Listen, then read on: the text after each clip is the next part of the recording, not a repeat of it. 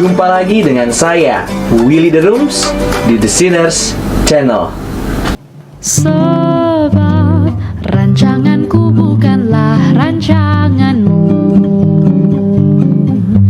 dan jalanmu bukanlah jalanku. Seperti tingginya langit dari bumi, demikianlah tingginya jalanku dan rancanganku dari rancanganmu. Aku sanggup melakukan segala sesuatu, tidak ada rencanaku yang gagal. Percayalah kepadaku, aku tahu rancanganku bagimu.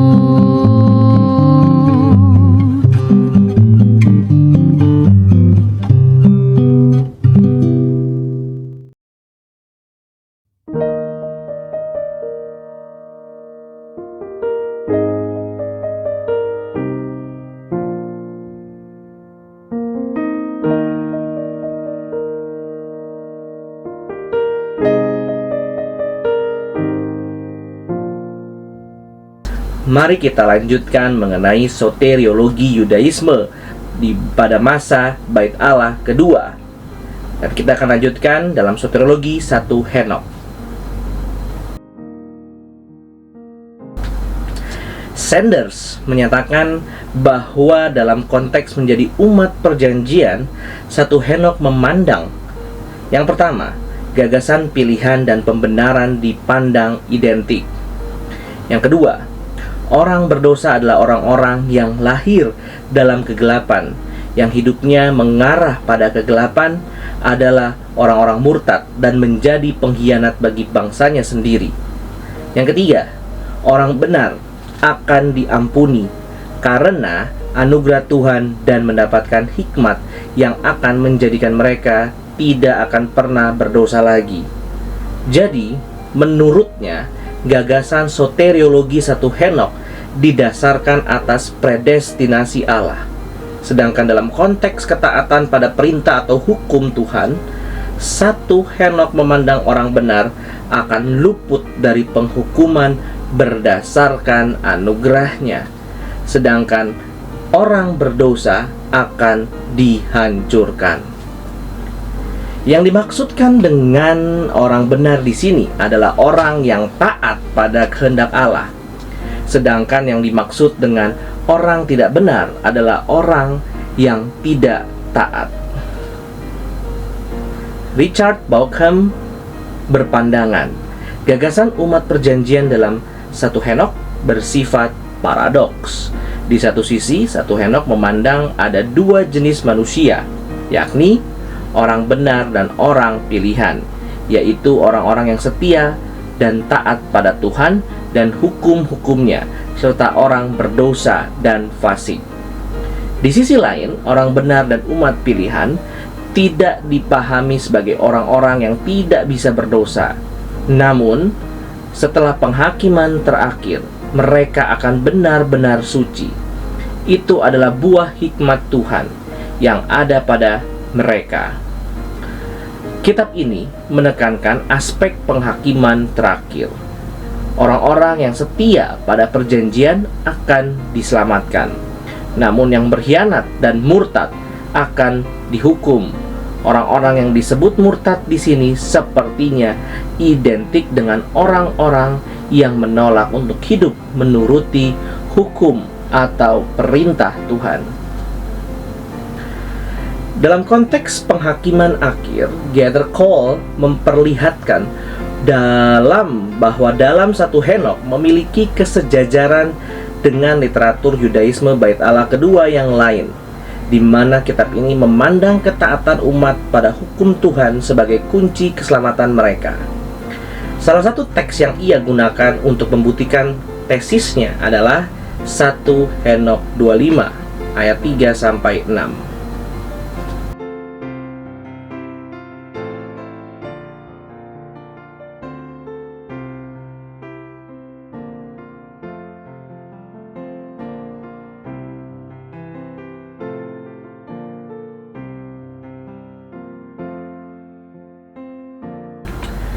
Berbeda dengan Gathercall, Eliot memandang eskatologi satu Henok bersifat dualistis.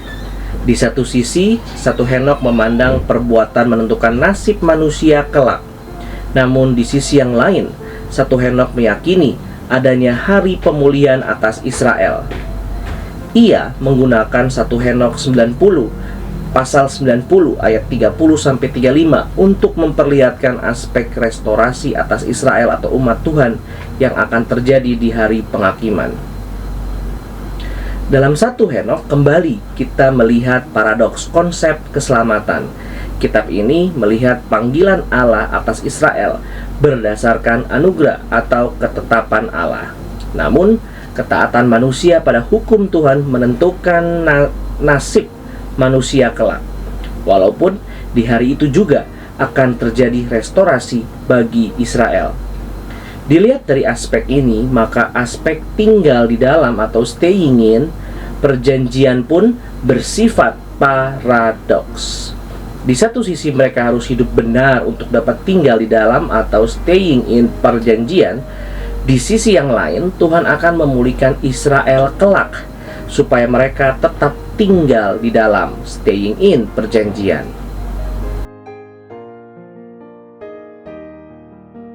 Setelah membandingkan pandangan Sanders dan lawan-lawannya, kita dapat melihat baik Sanders maupun pakar-pakar yang melawannya setuju bahwa aspek pilihan atau election, predestinasi, dan pemeliharaan, perseverance, memang ada dan diyakini dengan kuat oleh Yudaisme Bait Allah kedua. Selain itu, mereka setuju bahwa dalam kitab-kitab tertentu, aspek ketidaktaatan pada Tuhan akan membuat umat Israel dihukum.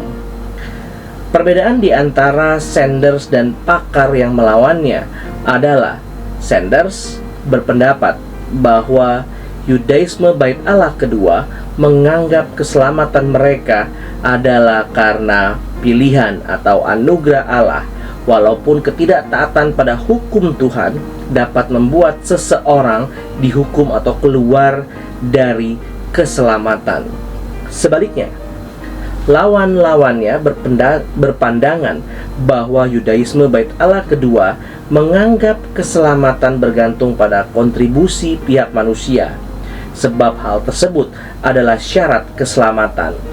Walaupun dalam literatur Yudaisme Bait Allah kedua, aspek election, perseverance, dan keyakinan bahwa Allah yang mampu menyelamatkan Israel begitu kental. Penelitian Timo Eskola mengenai konsep predestinasi dalam Yudaisme Bait Allah kedua memperlihatkan bahwa Yudaisme Bait Allah kedua memiliki konsep predestinasi yang berbeda dengan doktrin predestinasi masa kini. Dalam doktrin predestinasi masa kini, seseorang yang dipredestinasikan pasti selamat. Sebaliknya, orang yang tidak dipredestinasikan tidak mungkin akan selamat. Konsep predestinasi yang demikian tentu tidak dimiliki baik oleh Paulus maupun Yudaisme Bait Allah kedua. Menurutnya, konsep predestinasi Yudaisme Bait Allah kedua harus dipahami dalam konteks teodisi. Maksudnya, predestinasi adalah karya Allah yang menyelamatkan Israel saat mereka sedang dalam ancaman, baik pembuangan maupun dosa. Jadi, konsep pilihan Allah atas Israel, baik dalam Yudaisme Bait Allah kedua maupun Paulus, seharusnya tidak dimengerti sebagai ketidakmungkinan Israel untuk tidak selamat, atau sebaliknya, kepastian Israel harus selamat. Respons dan terhadap penelitian Gathercall juga harus diperhitungkan. Ia mengatakan karena pandangan Yudaisme Bait Allah kedua bahwa karena ketidaktaatan pada hukum Tuhan seseorang harus dibinasakan di hari penghakiman, maka Yudaisme Bait Allah kedua dianggap agama yang sinergistik. Maka kekristenan dapat dikategorikan dalam agama yang sama, sebab baik Paulus, Yakobus, dan penulis Injil-Injil memperlihatkan kepada kita bahwa yang menentukan keselamatan seseorang dalam konteks penghakiman tetaplah perbuatannya. Menurut saya, logika yang sama juga bisa diterapkan pada lawan-lawan Sanders, Kersen, dan kawan-kawannya, Getterkohl, Gingher, yang membuktikan bahwa Yudaisme Bait Allah kedua meyakini ketidaktaatan pada hukum Tuhan dapat mengakibatkan kehilangan keselamatan. Keyakinan yang sama sebenarnya juga ada pada kekristenan. Namun, apakah kekristenan dapat juga dianggap agama yang sinergistik atau legalis? Salah satu sumber kesulitan dalam perdebatan soteriologi Yudaisme Bait Allah kedua maupun soteriologi Paulus adalah penggunaan berbagai istilah yang seringkali tidak jelas, bahkan anakronistik. Misalnya saja istilah legalis. Bagi Sanders, Yudaisme Bait Allah kedua tidak legalis, sebab mereka tidak pernah memandang dapat membeli keselamatan dengan ketaatan pada hukum.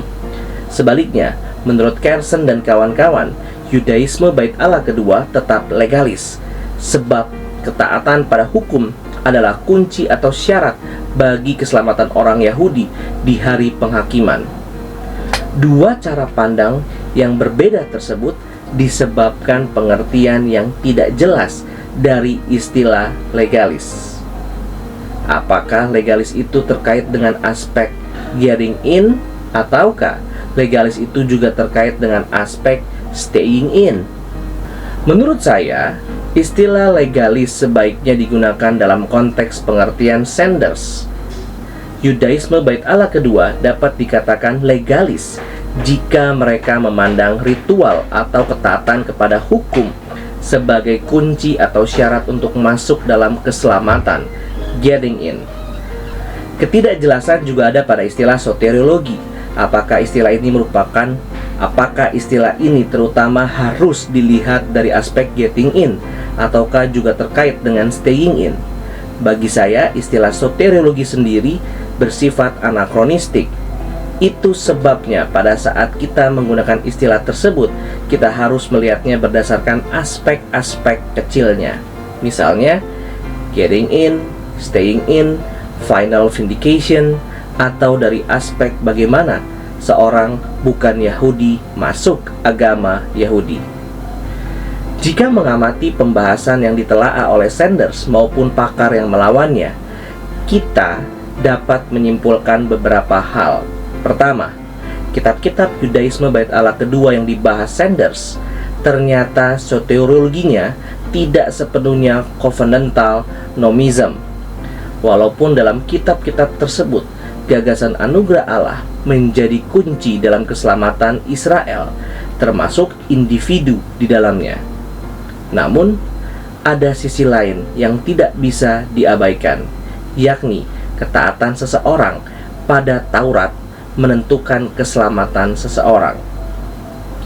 Kedua, ada kitab-kitab Yudaisme Bait Allah kedua yang menunjukkan gagasan soteriologi yang menekankan anugerah Allah dan kepastian keselamatan Israel yang didasarkan pada kesetiaan Allah. Ketiga, dalam Yudaisme Bait Allah kedua terdapat kalangan tertentu yang legalis, yang memandang keselamatan ditentukan oleh ketaatan seseorang pada hukum Tuhan. Kitab-kitab yang ditulis di era Yudaisme Bait Allah kedua nampaknya lebih banyak bicara mengenai bagaimana seseorang atau Israel dapat tetap berada dalam keselamatan daripada bagaimana seseorang atau Israel masuk dalam keselamatan. Hal tersebut terjadi karena kebanyakan orang-orang Yahudi di era tersebut sedang merasa terhukum. Oleh sebab itu, respons yang muncul adalah yang pertama, sebagian di antara mereka menjawab untuk tetap berada dalam keselamatan, maka mereka membutuhkan pertolongan dan penyertaan Allah saja. Kedua, sebagian lagi memandang mirip dengan pokok pertama, namun ada tambahan dalam hal syarat, yakni untuk mengalami penyertaan Allah penyertaan Allah tersebut, maka dibutuhkan partisipasi umat Tuhan dalam hal pertobatan dan komitmen untuk taat pada hukum Taurat. Dan yang ketiga, sebagian kalangan lagi memandang bahwa yang menjadi kunci keberadaan seseorang atau bangsa Israel dalam keselamatan adalah pertobatan dan ketaatan yang total dan sesempurna mungkin terhadap hukum-hukum Tuhan. Segala pelanggaran dan ketidaktaatan hanya akan membawa pada penghukuman dan dibuangnya seseorang atau Israel dari keselamatan. Dengan demikian, dilihat dari konsep anugerah Allah dan ketaatan pada Taurat, soteriologi Yudaisme Bait Allah kedua tidaklah satu suara. Soteriologi mereka membentuk sebuah paradoks teologis antara anugerah dan aspek ketaatan manusia. Keyakinan teologis mereka nampaknya bergerak seperti pendulum menekankan anugerah atau menekankan ketaatan. Dengan demikian, jika memang pola soteriologi Yudaisme Bait Allah kedua itu ada, maka pola tersebut adalah paradoks antara anugerah dan ketaatan. Keselamatan dalam Yudaisme Bait Allah kedua seharusnya dipandang seperti koin dengan dua sisinya. Satu sisi adalah anugerah Allah dan sisi lainnya adalah ketaatan pihak manusia. Perbedaan gagasan soteriologi dari berbagai komunitas Yudaisme Bait Allah kedua disebabkan adanya penekanan yang berbeda-beda terhadap salah satu dari sisi mata koin tadi. Dalam perdebatan soteriologi Yudaisme Bait Allah kedua, kita memerlukan penelitian dari sisi atau aspek yang berbeda. Sebab penelitian dari aspek getting in dan staying in membawa kita pada kesimpulan yang bersifat paradoks. Kesimpulan yang paradoks tersebut memperlihatkan bahwa Sanders tidak sepenuhnya salah, namun lawan-lawannya juga tidak sepenuhnya benar.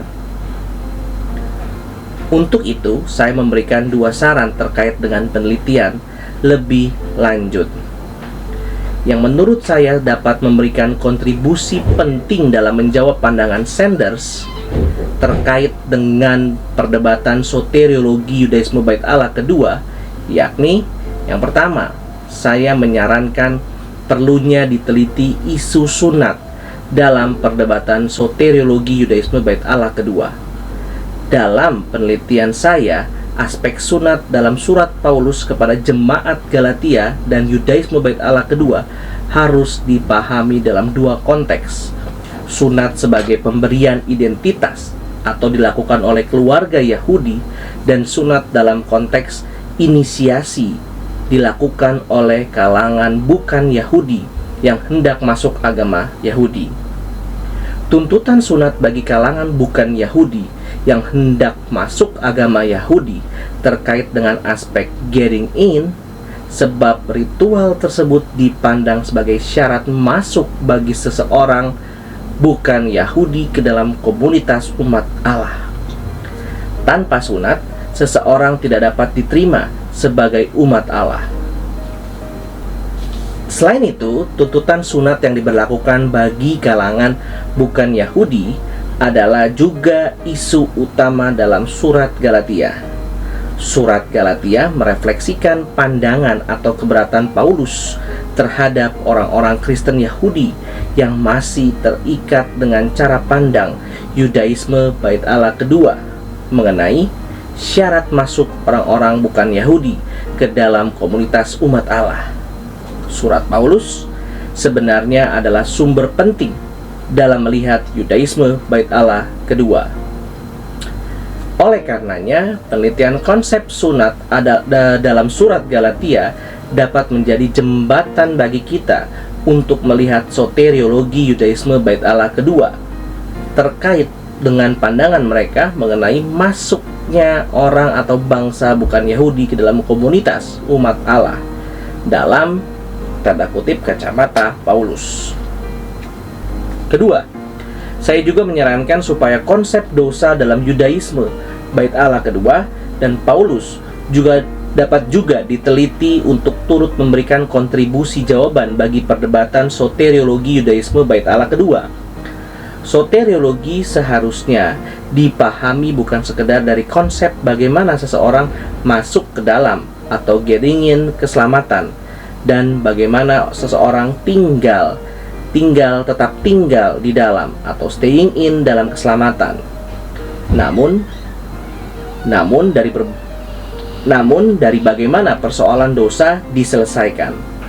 Ada kaitan yang erat antara soteriologi dengan persoalan dosa, hamartiologi.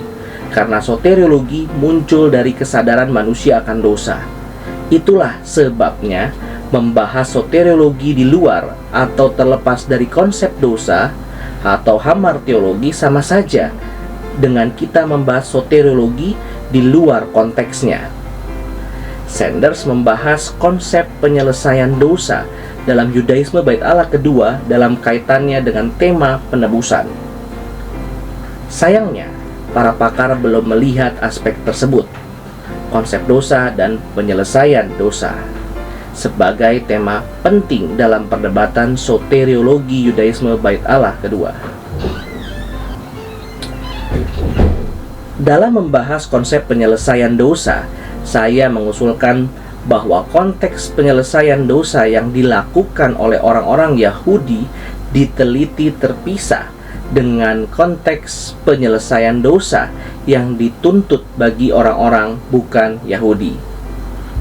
Saya menduga konsep penyelesaian dosa bagi orang-orang bukan Yahudi terkait dengan syarat yang harus dipenuhi oleh orang-orang bukan Yahudi saat mereka ingin menjadi anggota komunitas umat Allah.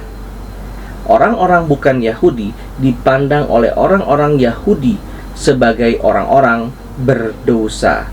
Ini berarti jika orang-orang bukan Yahudi atau yang diidentifikasikan sebagai orang-orang berdosa ingin menjadi anggota komunitas Yahudi, maka dosa-dosa mereka haruslah diselesaikan dahulu. Bagaimana konsep orang-orang Yahudi mengenai penyelesaian dosa orang-orang bukan Yahudi pasti terkait dengan konsep penerimaan getting in orang-orang bukan Yahudi dalam komunitas Yahudi.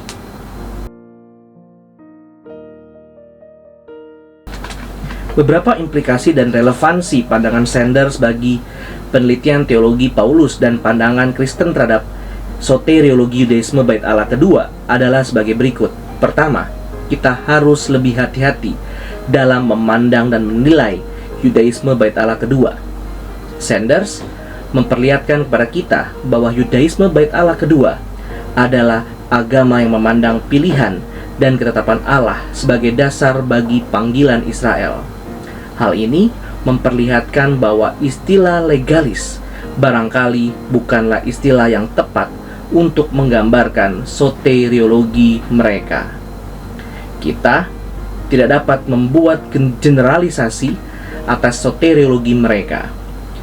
Dalam konteks bagaimana Israel memandang mereka dipanggil Allah, mereka sama sekali tidak legalis, sebab mereka memandang pilihan atau anugerah Tuhan yang membuat mereka jadi umatnya.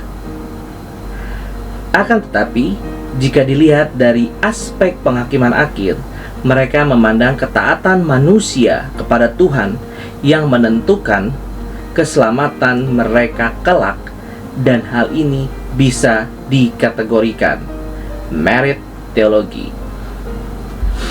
Pembaca modern hendaknya berhati-hati untuk tidak menggunakan paradigma modern, konsep soteriologi zaman sekarang, untuk melihat soteriologi mereka.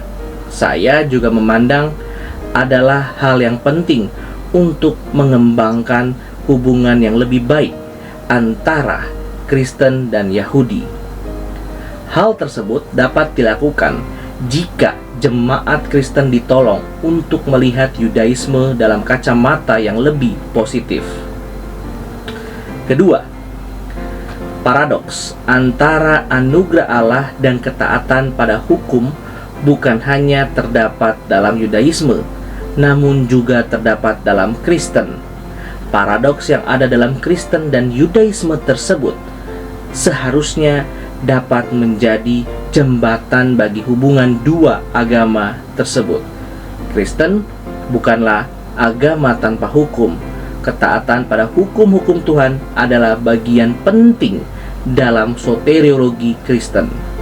Kekristenan memang memandang seseorang akan masuk ke dalam keselamatan atau komunitas umat Tuhan melalui pertobatan dan iman kepada Kristus. Namun, setelah seseorang berada dalam keselamatan, dalam istilah Sanders staying in, maka orang tersebut dituntut untuk memiliki kehidupan yang saleh dan penuh dengan kebaikan. Kekristenan juga memandang dalam konteks penghakiman akhir, seperti halnya Yudaisme. Nasib seseorang akan ditentukan oleh perbuatannya. Perbuatan atau kesalehan dan kebaikan hidup adalah bukti nyata dari iman seseorang. Dilihat dari konsep keselamatan yang demikian, sebenarnya ada persamaan antara Yudaisme dan Kristen. Keduanya sama-sama memandang bahwa setelah seseorang tinggal dalam keselamatan, maka ada tuntutan dan tanggung jawab hidup yang harus dikerjakan oleh anggota komunitas umat Tuhan. Perbedaan antara Kristen dan Yahudi terletak pada aspek getting in. Yudaisme memandang bahwa seseorang yang ingin masuk ke dalam keselamatan, maka orang tersebut haruslah bertobat atau menyesali dosa-dosanya dan menjadi seorang Yahudi. Sedangkan Kristen memandang seseorang yang ingin masuk ke dalam keselamatan haruslah bertobat dan dipersatukan dengan Kristus melalui iman. Permasalahannya adalah, apakah perbedaan tersebut harus membuat Kristen dan Yudaisme menjadi bermusuhan? Tentu tidak demikian. Walaupun ada aspek tertentu dalam soteriologi Kristen dan Yudaisme yang secara mendasar memang berbeda, namun hal tersebut tidak perlu dipertajam sehingga terjadi permusuhan antar agama. Orang Kristen harus menyadari bahwa Yudaisme adalah akar kita. Yesus, Petrus, dan Paulus adalah seorang Yahudi. Mereka semua tidak pernah keluar dari agama Yahudi. Jadi, kekristenan sebaiknya tidak merupakan akar dari agamanya. Sebaliknya, Yudaisme juga tidak seharusnya memandang agama Kristen sebagai musuh, melainkan memandang kekristenan sebagai gerakan pembaruan dalam Yudaisme. Terima kasih. Tuhan Yesus memberkati.